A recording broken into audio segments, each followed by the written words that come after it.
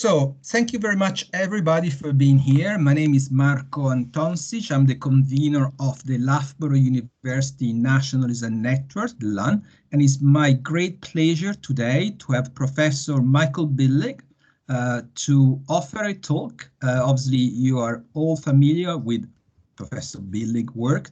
Mick has been working at Loughborough University for many years now as an emeritus professor. But he's still very active in offering talks like today. Thank you, Mick, obviously, for being here, and obviously also writing. Because obviously his interest mainly in nationalism, the main reason for having Mick today here is indeed to talk about his famous book, Banal Nationalism. He will tell us the story behind the book, and obviously, I guess, I'm not sure whether the popularity of the book has been a sort of surprise to me. Never consider himself, I guess, a student of nationalism. But if you look at the citations, Banal Nationalism is one of the most cited books in nationalism studies. And I guess it's also the most cited book by Billig. So Mick will talk us about the story about the book for about 30 minutes. And then I should say also thank you to Michael Skay that will offer something like 5 minutes, maybe less, short comments. And I know you also have some questions, some also cheeky questions. And then we'll open the virtual floor for questions. And hopefully we can finish within 1 hour. But I can anticipate that we might take a few minutes more if there are more questions. So, Mick, if you are okay, I give the virtual floor to you. So, thank you very much. No, thank you, Marco, and thank you for inviting me to address the group. And the reason I've chosen to talk about the background to banal nationalism is really I have nothing more to say. I wrote the book more than 25 years ago, and then having written it, I really didn't work on nationalism again. And so I've nothing new to bring the group. All I can do is self-indulgently talk about the book and how I came to write it. Because since publishing it, I've worked on a lot of a whole range of different subjects, including the history of rock and roll, which is quite far from nationalism. Isaiah Berlin made a famous distinction between academics who are foxes and academics who are hedgehogs. And he said, hedgehogs know one big thing. And there are hedgehogs in the study of nationalism who've got deeper and deeper into the study of nationalism and know all what's been done about nationalism. I think Anthony Smith is one such notable example. I think Marco's going that way and is going to be known as the expert in nationalism in a few years' time. And there's others who fly in and out. Ernst Gellner was someone who flew in, wrote a book and flew out again. Benedict Anderson, probably. And I certainly am not the hedgehog. And Isaiah Berlin said that whereas the hedgehog knows one big thing, the fox knows many different things. Actually, in my case, I think he was wrong. I think the fox is someone who's done different things because they have a low threshold for boredom. That's certainly in my case, academic AHD. And the fox is someone who doesn't know many things. In my case, the fox is someone who's forgotten many things. And I've forgotten much of what I knew about nationalism. So I no longer consider myself an expert on nationalism. I'm not even an expert on my own book. I've forgotten what's in it. I certainly haven't read it since I wrote it. And if you want to know what's in the book, you're better off asking someone like Michael or Marco than me. but I do know and can remember some of the background to the book. My background is in social psychology, and I was very fortunate to have a great teacher and supervisor of my Ph.D, Henri Tajfel, one of the greatest social psychologists who there's been. And he's known today for his social identity theory.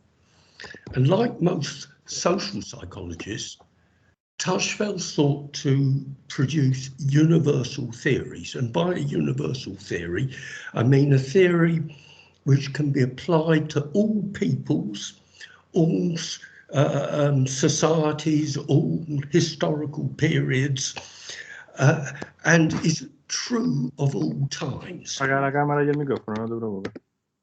And the social identity theory suggested that people have particular...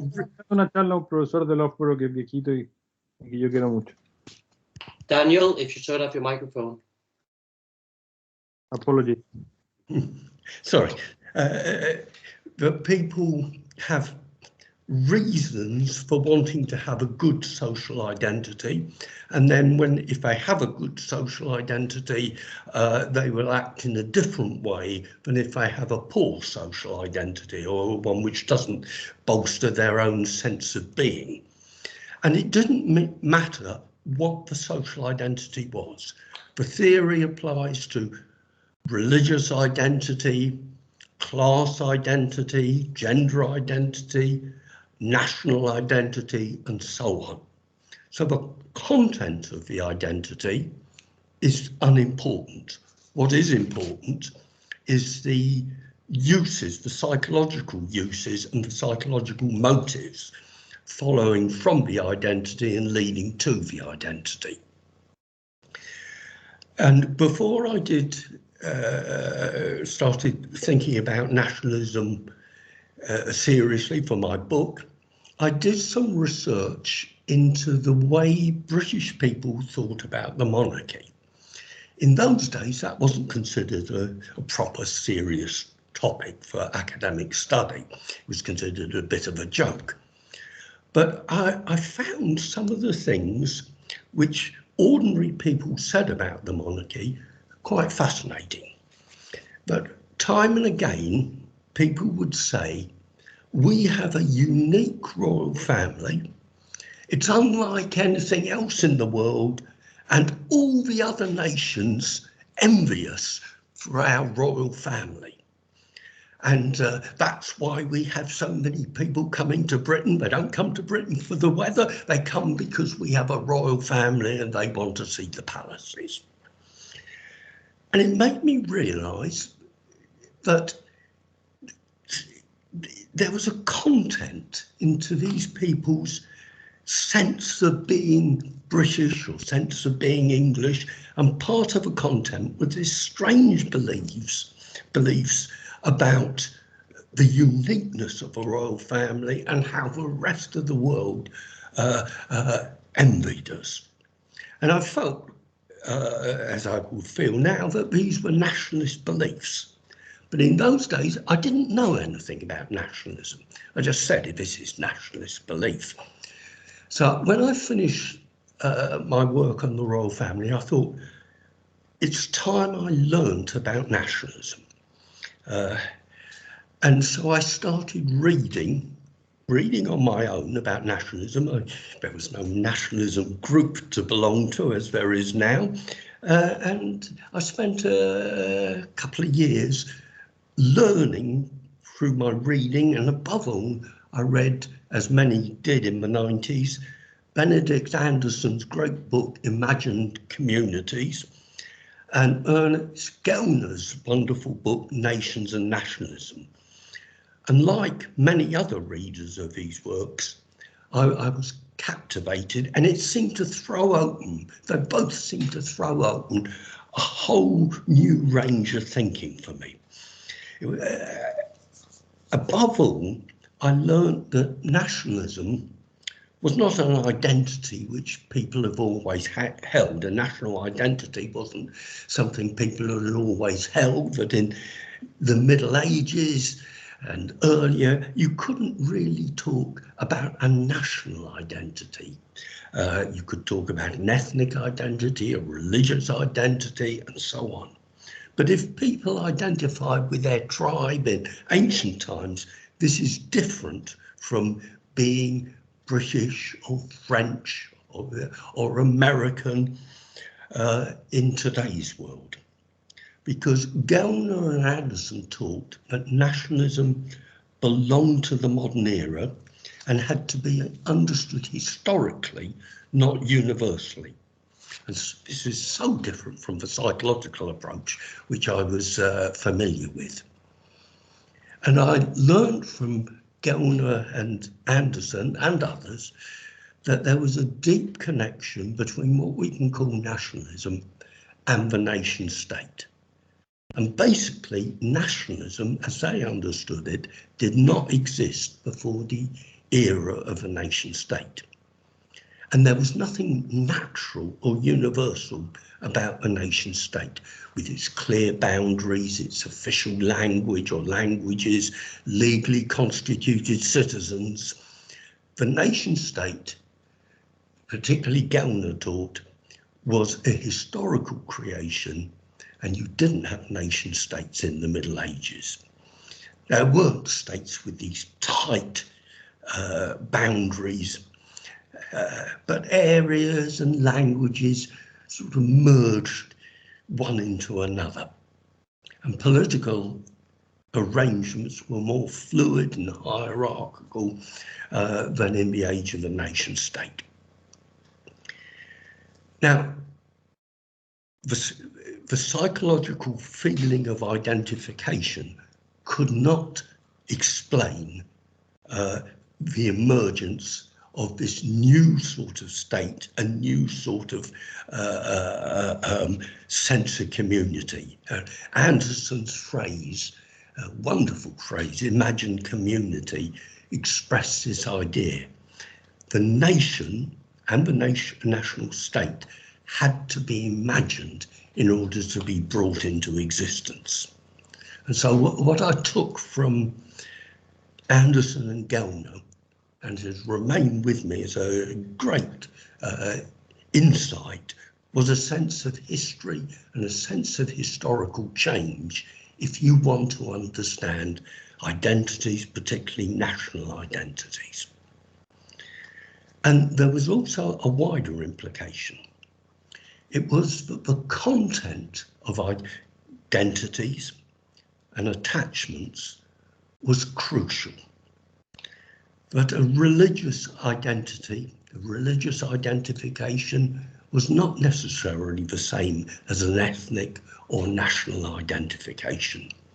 So to study nationalism properly, you'd need some historical form of psychology, not a universal form.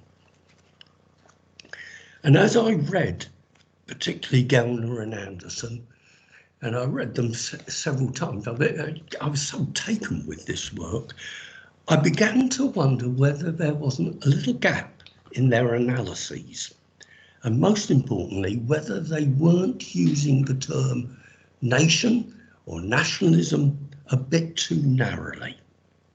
Because above all, they were showing how nation states were created, and it was a dramatic and engaging story. Nationalism, if successful, led to nation states, and there were also unsuccessful nationalisms, states which didn't emerge, like a Breton state or a Catalan state or a Sardinian state. And nationalists were those who sought to establish nation states. Thus, Garibaldi was a successful nationalist. So in South America was Bernard O'Higgins. Strangely, George Washington, who created one of the most powerful nation states, wasn't really called a nationalist. It's as if the term nationalist was being picked out for certain sorts of people and not others. And to my mind, there was a conceptual and terminological problem that if nationalism is the ideological force by which nation states are created, then what should we call the processes and forces which ensure that nation states, once they've been established, are reproduced and reproduced day after day after day? And it doesn't need that glorious act of imagination which Anderson wrote about, but it's something much more down to earth. And it's the same with the word nationalist. According to most researchers, nationalists were people who created or sought to create new nations, or they were politicians in very extreme motion, very extreme politics, who a Trump or a Hitler or a Mussolini, who sought to build politics strictly around the idea of one special nation.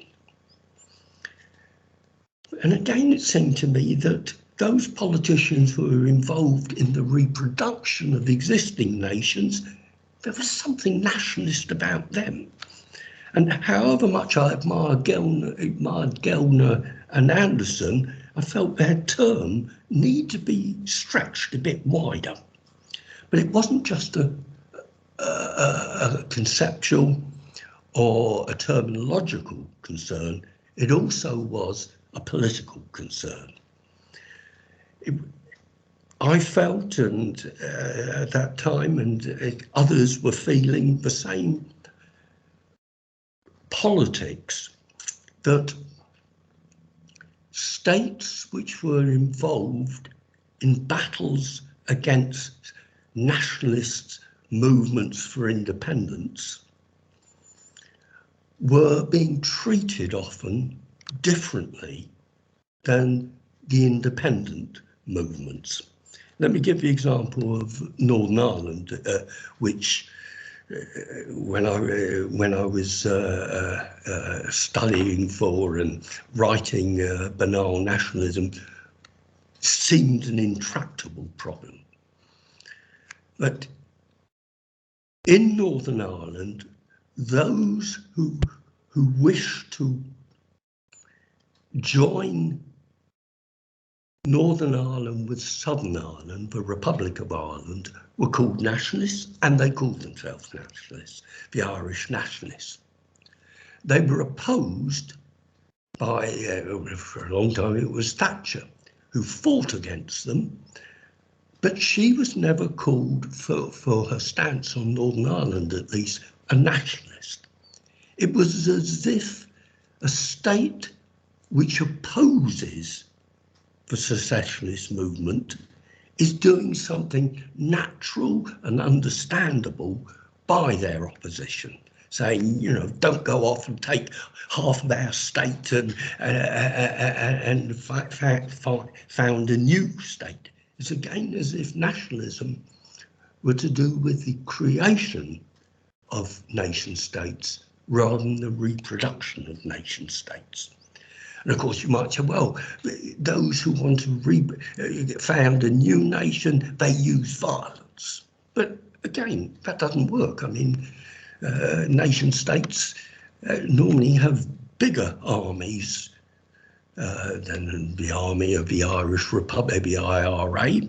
And the British government, as is becoming clearer and clearer, used quite strong forms of violence against the IRA.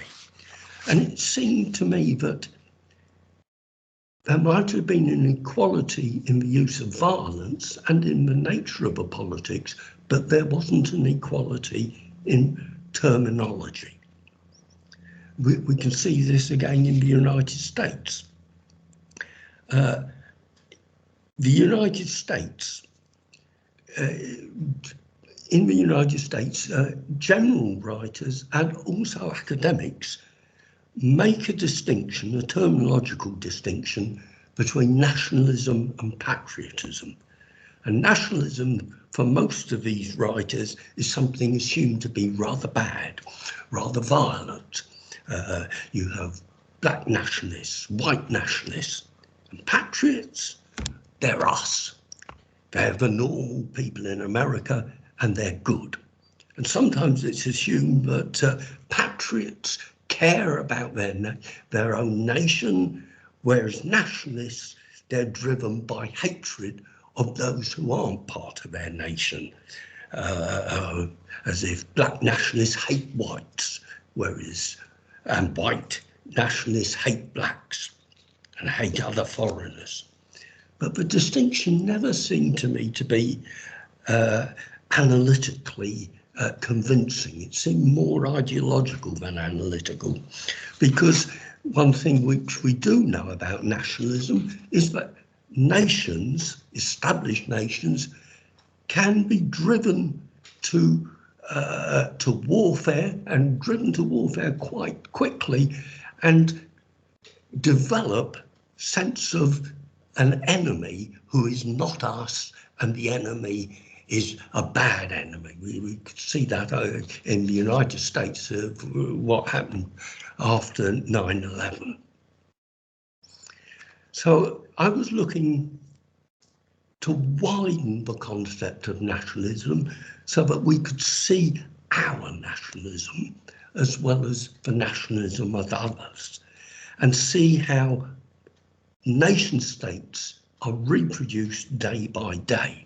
But it wasn't just extreme feelings or imagined feelings of a great community.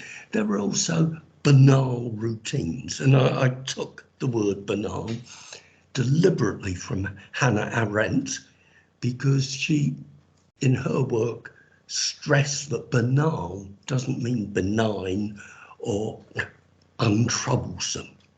And actually, I think her ideas, particularly about politics and truth, are even more important than they were 25 years ago.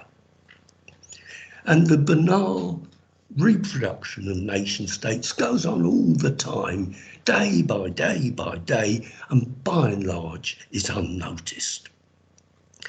There's one element of nationalism which I felt, and I still feel, which I think I should have stressed more strongly in my book, Banal Nationalism. But as I say, I haven't looked up to see how I cope with it. I can't stand reading my own stuff. There's always better stuff to read.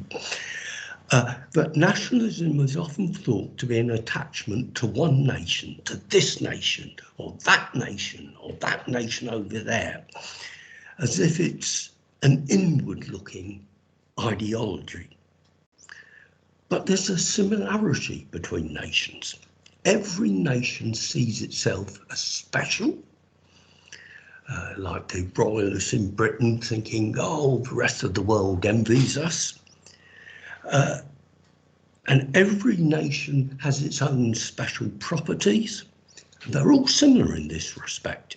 And every nation lays claim or possesses a unique part of the globe, and they're all similar in that respect.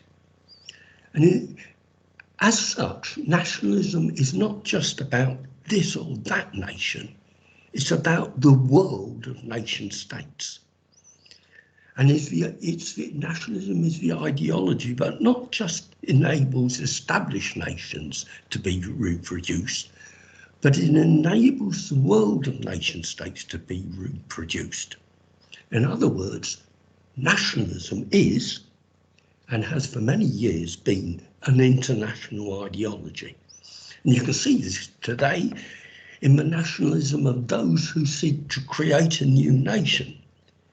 And this means creating a new nation which is imagined to be unique, but is imagined in a way which is similar to virtually all the other nations, to occupy a part of the globe, or lay claim to a part of the globe, to have its own unique history, to have a flag, to have an anthem, to lay claim to international sports teams which will compete in international sporting events, and to have a unique name.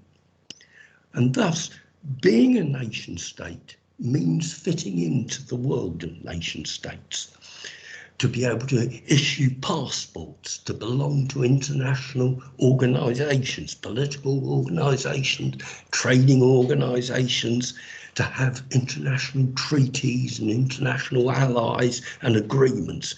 Even North Korea, probably the most isolated nation today, fits into the world of nation states. And why is this important? Because of a belief which was fairly current 25 years ago, but now seems rather odd. 25 years ago, many theorists opposed nationalism with cosmopolitanism. And it was believed that cosmopolitanism was where the future lay and would put an end to nationalism. This was forcibly expressed by Ulrich Beck, the notable author of the Risk Society, who criticised my book, Banal Nationalism, saying, in effect, I'd backed the wrong horse. Nationalism only exists, he said, as small little islands in a great sea of cosmopolitanism. And I would have been better off studying and writing about banal cosmopolitanism. And I don't think today, especially after Trump's presidency, few would write in that sense. But we still must be careful, in my view, not to understate the strength and the scope of nationalism, and not to understate the way that the basic ideas of nationalism, not necessarily the ideology of this nation or that nation, but the ideology of a world of nation states, has got a grip on the current political imagination. It's easy to see the obvious nationalists. Trump talked about making America great again. And he didn't invent this sort of rhetoric. The idea of a great America was actually believed in and expressed by his predecessor, Barack Obama, who in his inaugural election speech talked about America being a great nation. And we can ask, what is the difference ideologically, as opposed to in terms of immediate politics, between a president who assumes the greatness of the USA and one who wants to make it great again? And Biden, he came to office repudiating Trump's politics, thank goodness. But amongst all the flags which he was wearing and which surrounded his accession, as it were, to power, he expressed that he hoped America would now again lead the world. And the idea of leading the world is not one which we should take for granted and say, well, that's natural. This great nation should lead the world. And we shouldn't assume that Trump and his supporters are the only nationalists in the United States. Unfortunately, I think it's true today that the sort of nationalism which underlay Obama's politics and underlies Biden's politics makes possible a Trump rather than vice versa. I wish it weren't the case, but I fear it is the case. Okay, so I apologise, I've nothing new to say, but I do thank you for the opportunity to be self-indulgent and talk about my own views like that. Many thanks, Nick. It's always nice to hear, listen to this self-indulgence, and now the floor to Michael that offers some comment, and then you have opportunity for you to reply. Thank you. Thanks, Marco, and thanks, Mick, as well. I'm going to keep this short because I'm sure that none of you are here to listen to me. But I should first thank Mick for the image of Marco as a hedgehog. That's kind of made my day, and I think I'm going to use that one in the future. So what I want to do is I want to talk a little bit about where studies of nationalism have developed after banal nationalism. And I particularly want to address what's often thought to be a dichotomy between banal and everyday nationalism. And it's a dichotomy that I find deeply problematic. So I want to say a few words about that. The second thing I want to talk about very briefly is the idea that nationalism should always be seen as a kind of negative thing, a bad thing. I think it's probably fair to say that Mick is quite skeptical of nationalism and would prefer more cosmopolitan frameworks to emerge. But I think we also need to acknowledge that for many people around the world, nationalism offers an important sense of belonging and community. And I'd be interested to hear what Mick thinks about that at some stage. And the final thing I just want to briefly raise is around method, is how do we study what is taken for granted, what is common sense. Sabina and I are having some quite interesting discussions about this at the moment in relation to a PhD student who's trying to address banal nationalism in China online. So I'd be very interested to hear people's thoughts on this as well. So, okay, so the first thing, as I say, I want to talk about is where studies of nationalism have gone in the 25 years since banal nationalism emerged in 1995. And I guess there's three strands that I want to pick up on here. There have been lots of studies, empirical studies, which show examples of banal nationalism. And they have covered everything from car license plates, to road signs, to stamps, to money, to food, to sport, you name it. We've seen studies of or evidence for banal nationalism in many parts of the world. And I guess, I think these studies are interesting, but I guess the problem that I have with them is that I don't think that many of them tell us or try and theorize the significance of those markers.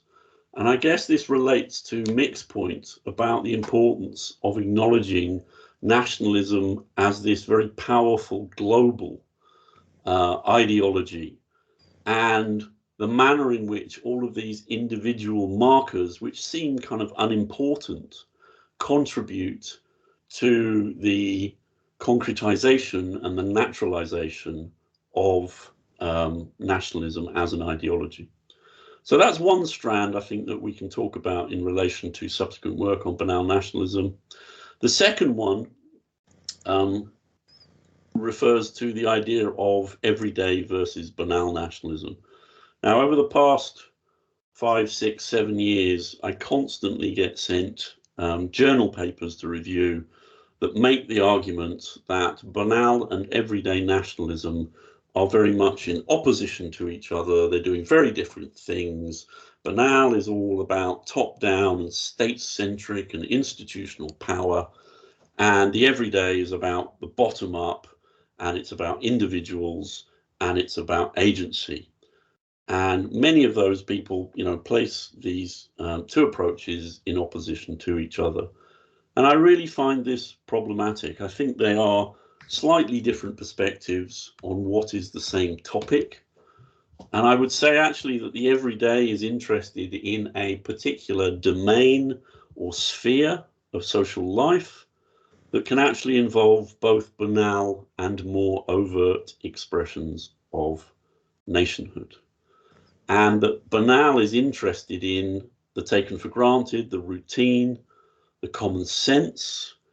And because it is so common sense, people struggle to think beyond it. But within the everyday, we can also have more overt or hot expressions of nationhood as well. And I guess my argument would be that we need to think quite carefully about how we study the common sense and the taken for granted. And I think the literature on nationalism in the last 25 years or so hasn't really got to grips with broader work in sociology or psychology or cultural studies that is also interested in questions of common sense or tacit knowledge. So, you know, for example, ethnomethodology, phenomenology, sociology of everyday life, social psychology is quite interested in some of these issues as well. So I think that dichotomy between the everyday and the banal is really problematic and should be something that we try and move beyond. And the final thing, just in relation to studies of nationalism post 1995 is the question of where they take place. It's quite interesting that often individuals study their own nations, and I'm of course as guilty as that as anyone else. But I don't think there's been enough attention paid to the United States of America, and I think Mick makes that point as well.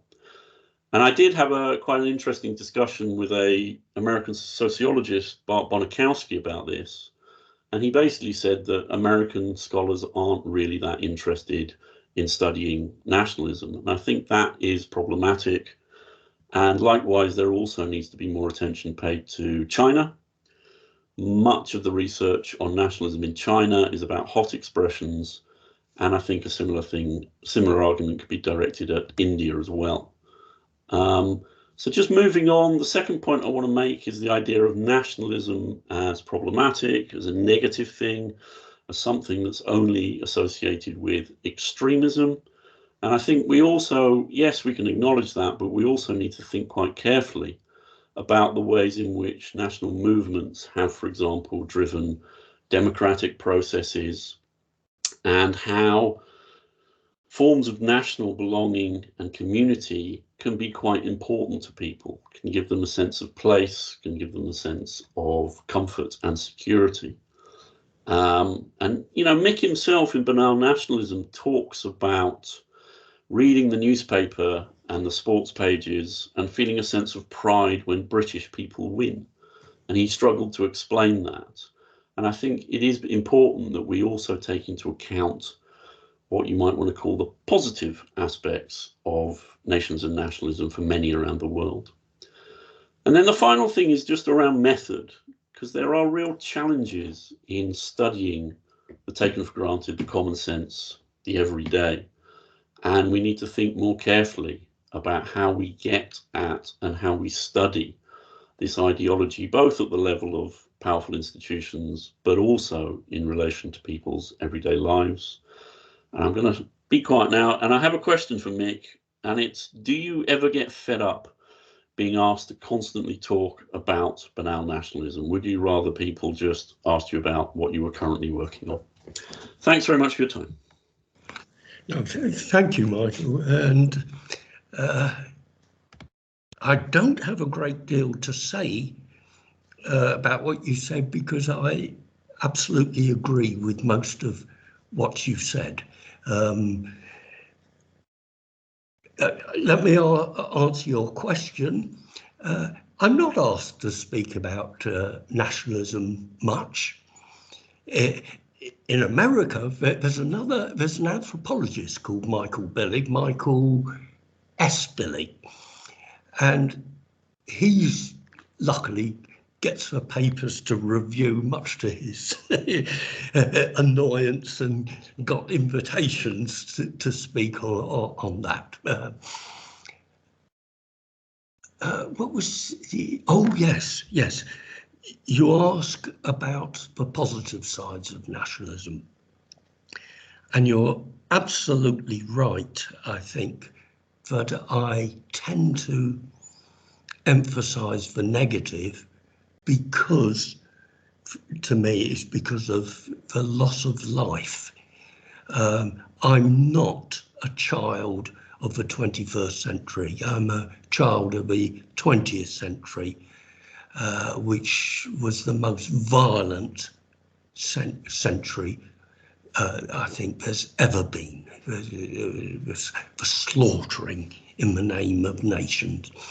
And the problem is that the national identity is often an identity with the one organisation which is permitted to have a monopoly of the weapons of destruction, the weapons of violence, and which actually can order its citizenry to engage in acts of collective murder.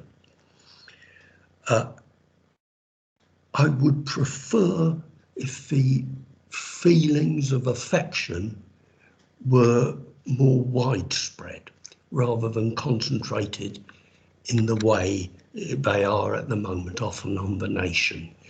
I don't know how that's possible. And I think looking at the assumptions of nationalism is a way possibly to understand this. And I think you're absolutely right about the methodological problem, because if you're trying to examine what is taken for granted, you don't have ready data because people are not discussing the issue. It's what people don't discuss is the entry into seeing the strength of nationalism.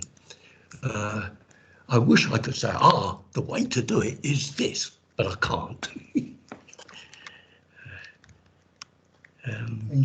Was there something else which I should? No. Thank you, Mick, and thank you, Michael. I'm opening now the floor, the virtual floor, for any questions. You can open the microphone and ask the question yourself, or you can post it in the chat. Actually, I prefer if you open the microphone, it would save time. So any comments, any questions?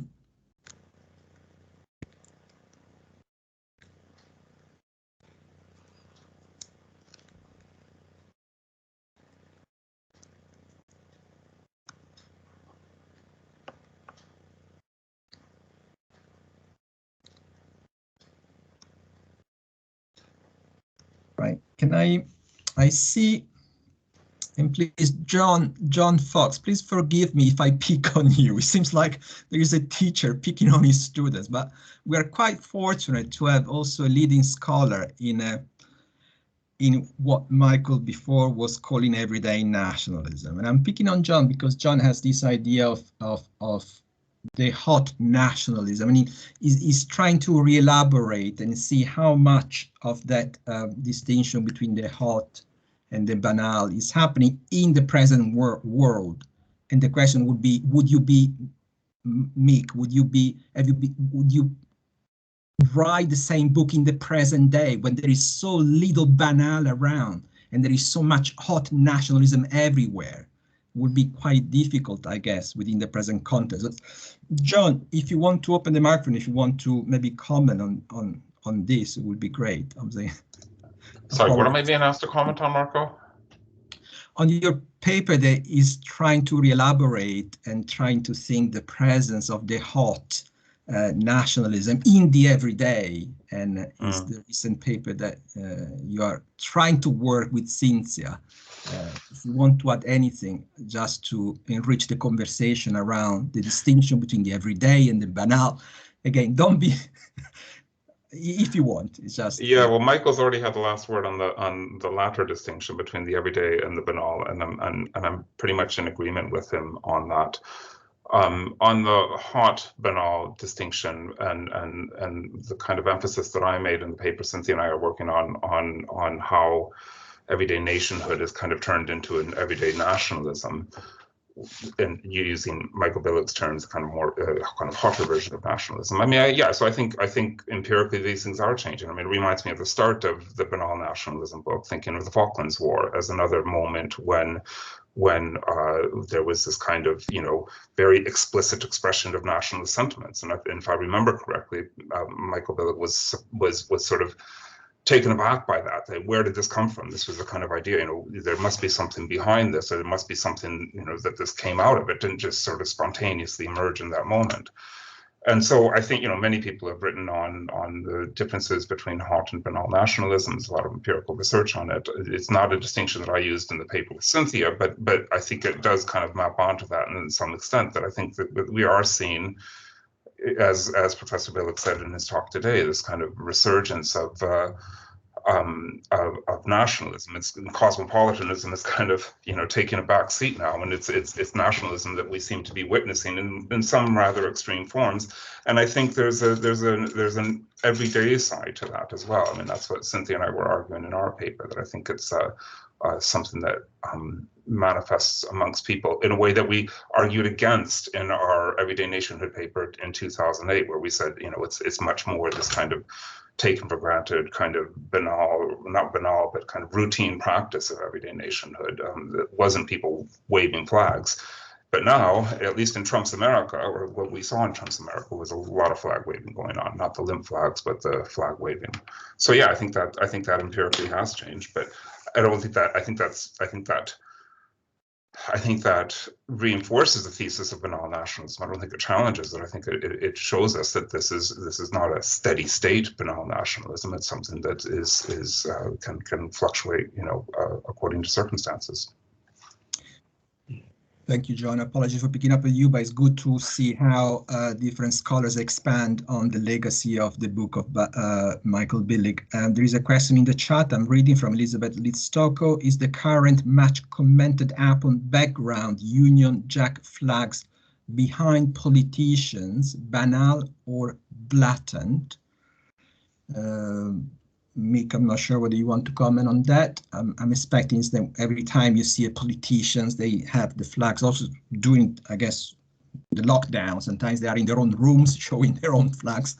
Anyhow, and the question is, there's a banal or blatant way. Any comment on that, Mick? Yes, because where it's always happened, people don't notice it. But when Boris Johnson has spent, I forget how many £1 million it was, on building a new press room which has the flags. That's deliberate. That hasn't occurred without conscious thought. I don't know that I've got much else to say about that. There is a second question in the chat asked by Magnus. When Michael Skay talks about the positive effects of nationalism, isn't he describing the tools of nationalism and not as much the effect or users of nationalism? Michael, obviously you can also answer both Michael Skay and Michael Billig if you want to comment on this. Well, I'll defer to Michael.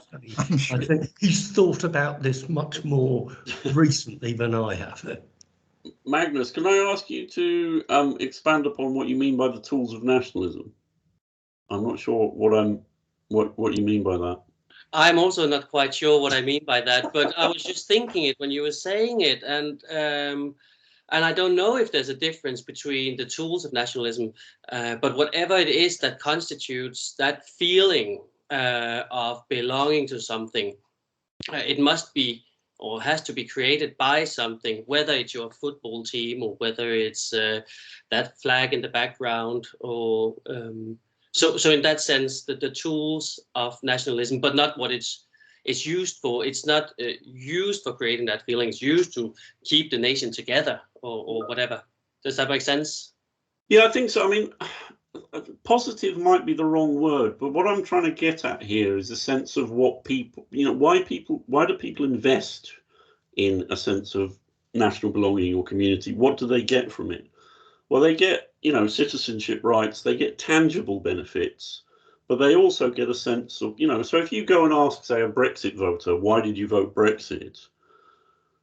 They'll tell you something about, Britain or England or whatever it might be, and they're getting something from that identity. And rather than, it's very easy to dismiss them. Oh, you're backward, you're uncivilized. What are they getting from defining themselves as English, defining themselves as British? That's what I'm trying to put forward here is this idea that in order to understand nationalism, it's no good just saying, it's bad, it's evil, it's wrong. We need to understand what people get from it. And, you know, obviously that will be different in different parts of the globe. But I don't think there has been enough research done on that question of what, and it, you know, as Mick said in his book, it's very hard, even for scholars of nationalism, to understand what a sense of Britishness or Englishness gets them. So, you know, I'm not sure. Does that help address? Yeah, I think so. You're referring to the user side of nationalism. Okay, if you say so. No. I'm just thinking that. Well done. There's also another question by Eric in the chat. I guess this is for Mick Billig. Is banal nationalism, in many cases, not primarily banal statism? So does he have to do more with the state than with the nation? And he asked this question because he mentioned that these processes could also happen in early modern empires or absolute kingdoms. Do you have any view on that? So is the question, is it about the nation or is it more about the state? I think that's an empirical question. And it also depends what the context is. If the context is about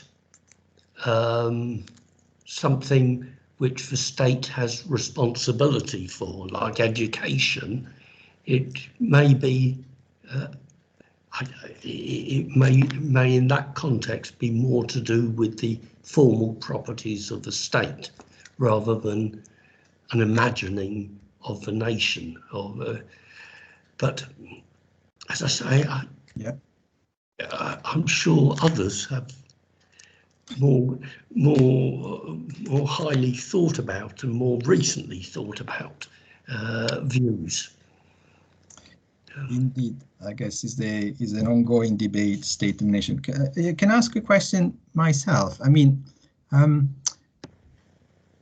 today, do you still have any unanswered question about nationalism of nation? Something that still interests you? As you mentioned, this is something that is over and dusted back then. But is there anything that is still going around your head and say, there's something there that I would like to know more about, something you would like to answer, something that still not really keeps you awake at night, because I don't think, but something which is still there? Yes, there is. I have a worry about present overtly nationalist politics, which is that for politicians like Boris Johnson, Trump, Modi, Netanyahu, the commitment to their nation and to be seen to be representing their nation is stronger than a commitment to truth. And this is something Hannah Arendt wrote about in the 1960s, of how democracy depends on a sense of truth. And if all truth is undermined, if truth is undermined, then democracy ultimately will be. Yeah, it makes sense. Thank you very much. I'm conscious of the time. Maybe there might be time for another question, comment. I'm waiting a few seconds to see if anybody wants to step in.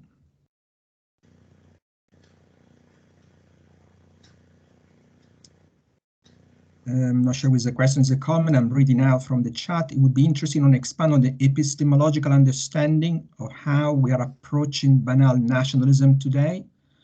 For example, could we approach banal nationalism in online communication, social media? I'm thinking of using the flag for online profiles or in other online tokens. Could we qualify such acts of extension of expressing national belonging? I think it's quite complex. If you have anything to add to this comment, Mick. I'm sure I tell you, Maria, that our colleague Michael Skay surely has an answer to that, but I guess we will leave it for a one-to-one conversation, and he already replied. So let me just conclude by thanking again Mick for generously giving us this opportunity to go behind the book of Banal Nationalism. Thank you also, obviously, for Michael Skay, and my apologies for John Fox for bringing him also in such a, he's a friend, so hopefully he will excuse me. Mick, it's been a pleasure to see you here, and hopefully there will be opportunity to come back again. Yeah, it's been a pleasure. Thank you for inviting me. It's been absolutely my pleasure. Thank you very much, and thank you everybody for attending this session. Thank you and goodbye. Thank you.